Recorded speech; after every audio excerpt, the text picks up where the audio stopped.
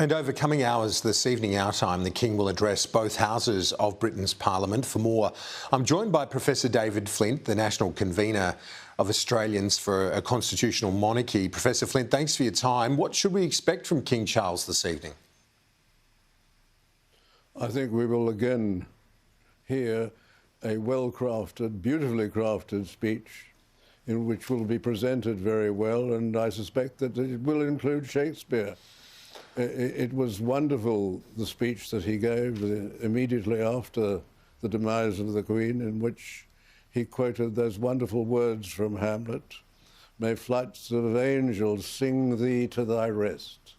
And he spoke it beautifully, and he expressed precisely the right feelings, particularly that he would rule according to principles of constitutional government, and that the charities and issues which had so consumed him in the past will be for others, and he will concentrate on the constitutional government of the United Kingdom and of the realms.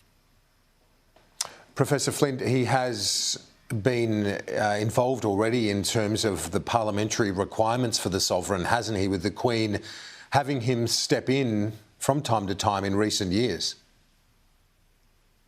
Yes, that's very true. And I was listening to a commentator who said that he suspected that sometimes the Queen did that, feeling not so well, but did it so that people would be more accustomed to seeing him in the opening of Parliament, in the conferring of honours and knighthoods and the like.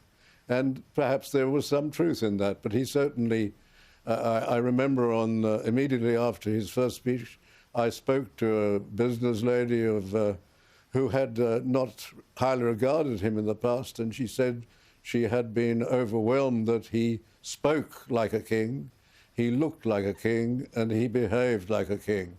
And he is formidable, and you can see that in the reaction of the crowds who've come to see him, their spontaneous rendition of God Save the King, and the way in which he has received them. And I think there's a great element of genuineness in what he is doing. He's a very sincere man. He may sometimes do things or say things with which we disagree, but I think those days are in the past, and now he will hold to the principles, and he will, as he said, for those years that God will grant him, he will continue the work that his mother had been so involved in, that is, service to the people of the United Kingdom and of the various realms, including Australia, and governing in accordance with the principles of constitutional government.